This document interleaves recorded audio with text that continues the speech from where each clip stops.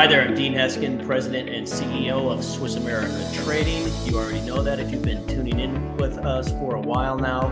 Welcome to this episode of our podcast, The Secret War on Cash. And it is a big war that's happening. It seems to be hitting us on all fronts. Today I have a guest who's been with us before, Mike Weiner, with us. How are you today, Mike? I'm doing great, doing fine.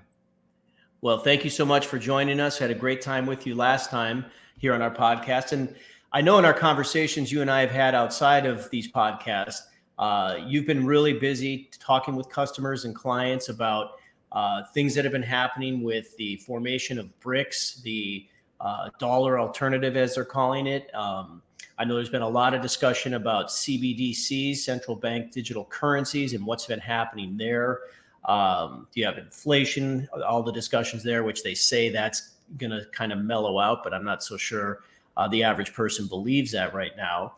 But today, Mike, we're going to talk about the condition of the economy, specifically as it relates to jobs, commerce, and inflation.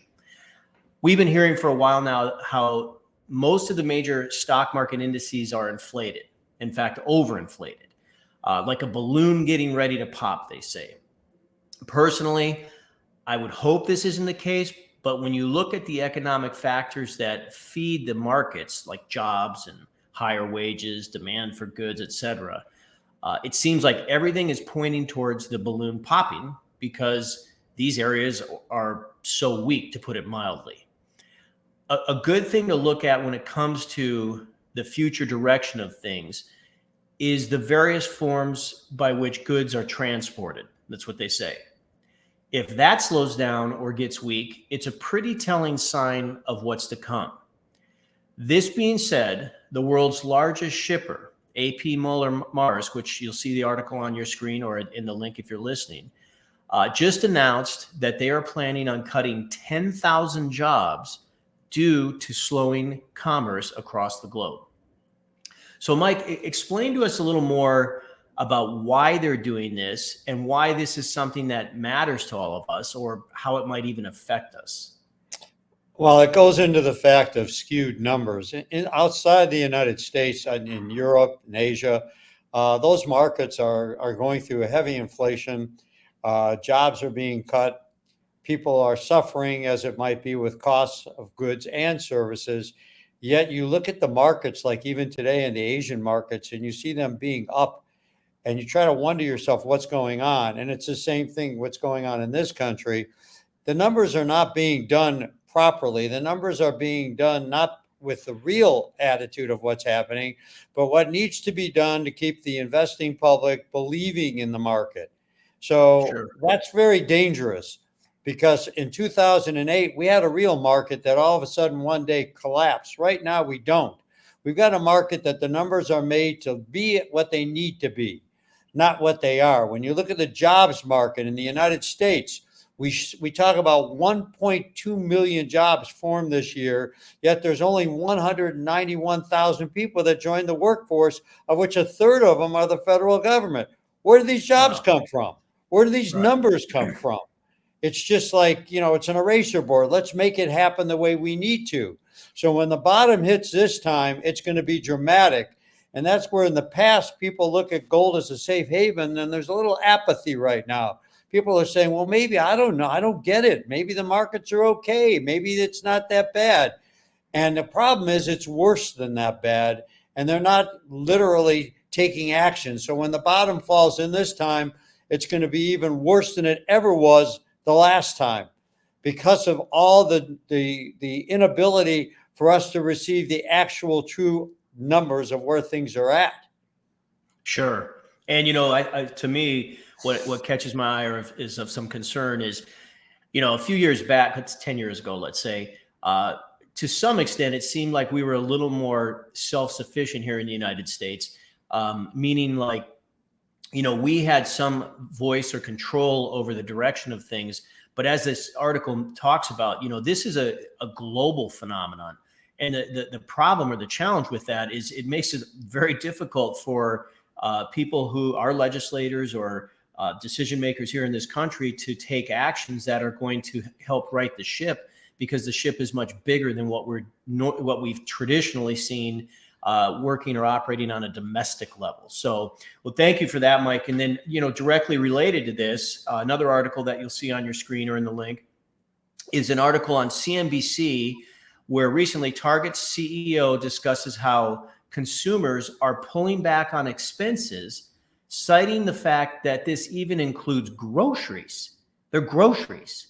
Now, we've all seen or maybe experienced in our lives when things slow down, we may not buy that new car, take that vacation, or maybe go out to eat less. But for things to get to a point where people aren't in a position to buy groceries, that seems like next level.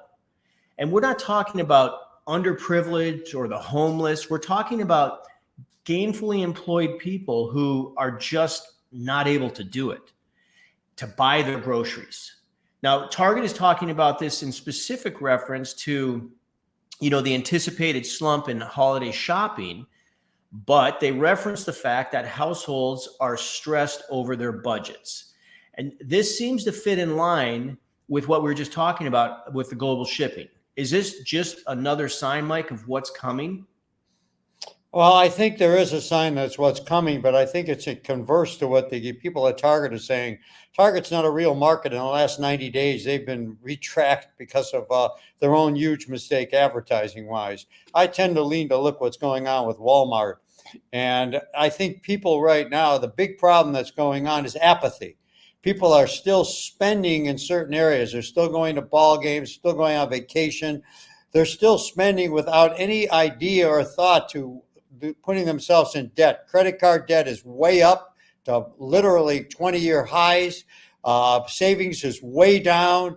People want to maintain a lifestyle. They'll go get a second job and they'll keep working those jobs as a means of maintaining this lifestyle that they should be cutting back. So in deference to what they're saying at Target right now, I don't think Target's a true venue right now.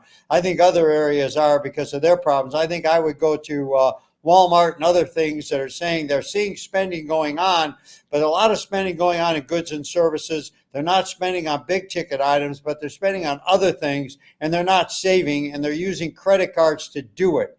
So what happened in 2008 when people bought houses with no money, when people spent money recklessly, and then they moved in with their mom and dad in 2010, 11, and 12 to try to come through.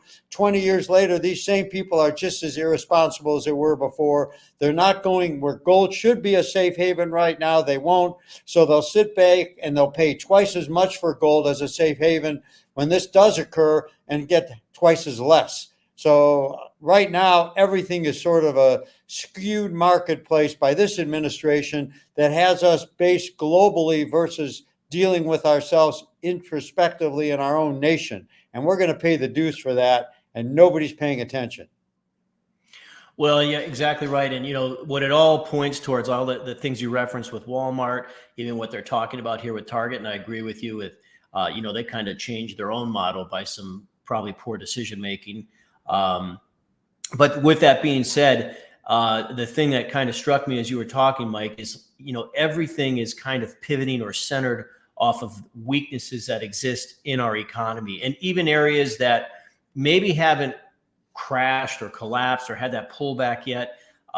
It's all kind of smoke and mirrors, I think was the reference you used, in so much as that, people are utilizing credit cards to do things, or they're taking on those second jobs. So even though we talked about earlier, the balloon hasn't burst yet, it's all that's happening is more pressure, negative pressure is building, and the ramifications or repercussions of that could be pretty devastating, especially for those who, financially have not, protected themselves or positioned themselves in a way where they're diversified and they can handle any kind of these, whatever shocks or reverberations, ultimately hit the economy here. So, well, I thank you for all that, Mike, and thanks for taking the time out of your day to join us here again. For those of you tuning in, we appreciate you doing so. Follow us on social media if you haven't already. We'd love to stay in touch with you. And to hear more episodes like this, please subscribe to our podcast and feel free to comment, as again, that's something we would love to hear from you. Again, this is Dean Heskin, I've been with Mike Weiner. We appreciate Mike, letting us know a little more about, giving us some insight, what's happening in the economy here today, and look forward to the next time we have you on with us, Mike, and you can share some more with us. So thank you so much. My pleasure. Have a great day. You as well.